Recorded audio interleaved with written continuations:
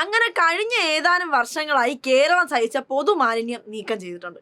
ഗവർണറായിരുന്ന ആരിഫ് മുഹമ്മദ് ഖാൻ എന്ന മുതുസംഖ്യയെ ബീഹാറിലേക്ക് മാറ്റി. ഇനി ബീഹാറികളുടെ അവസ്ഥ എന്താവുമെന്ന് കാത്തിരുന്ന് കാണാം. എന്തൊക്കെ കോലാഹലങ്ങളായിരുന്നു ഇവിടെ. സംസ്ഥാനത്തിന് പുറത്തു പോകാൻ ചാർട്ടേഡ് ഫ്ലൈറ്റ്, കേരളത്തിന് ചുമ്മാ അങ്ങോട്ടും ഇങ്ങോട്ടും കറങ്ങാൻ ബെൻസ്, ഇടയ്ക്കിടയ്ക്ക് ട്രിപ്പ് പോകണം, അങ്ങേരുടെ കൂട്ടുകാർക്ക് പാർട്ടി കൊടുക്കണം, ഇതിനെല്ലാം ഉള്ള പൈസ നമ്മൾ കൊടുക്കണം. ഇങ്ങേർക്ക് ആകെയുള്ള പണി സംസ്ഥാനം പാസ്സാക്കുന്ന നിയമങ്ങളിൽ ഒപ്പിടുക എന്നതാണ്. എന്നാൽ അത് മാത്രം ഇങ്ങേര് കൊന്നു കളഞ്ഞാൽ ചെയ്യൂല. അൽപ്പൻ എന്നൊക്കെ വെച്ചാൽ ഇങ്ങനെ ഇരിക്കണം.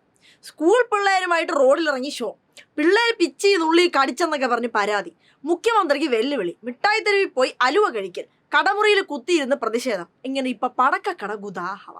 ഇവിടുത്തെ രാഷ്ട്രീയ സാഹചര്യത്തിൽ ഇത്രയും പ്രശ്നങ്ങൾ ഉണ്ടാക്കിയ ഒരാളെ ഇന്നേ വരെ കണ്ടിട്ടില്ല. അതുകൊണ്ട് തന്നെ പോയപ്പം വളരെ മാന്യമായിട്ട് ടാറ്റ പറഞ്ഞാണ് SFI ഗവർണർ സാറിനെ യാത്രയാക്കിയത്.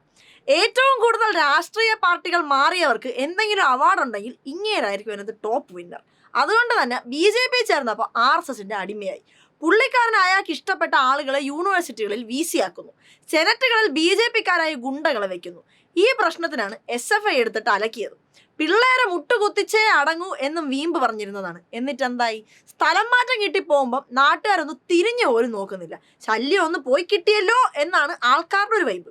മിഠായി തെരുവിൽ കടത്തണ്ണയിലൊക്കെ പോയിട്ട് എന്നെ വന്ന് ആക്രമിച്ചോ എന്ന് പറഞ്ഞതാണ് ഇങ്ങനെ ഇതുവരെ ചെയ്ത കുൽസിത പ്രവൃത്തികളിൽ എനിക്ക് ഏറ്റവും ഫണ്ണായിട്ട് തോന്നിയത്. തൽക്കാലം ഗവർണർ സാർ ചർച്ചാ വിഷയമായ സ്ഥിതിക്ക് പുള്ളി ചെയ്തതിൽ നിങ്ങൾക്ക് ഏറ്റവും ഫണ്ണായിട്ട് തോന്നിയ കാര്യം പോയി താഴെ കമന്റ് ചെയ്യും.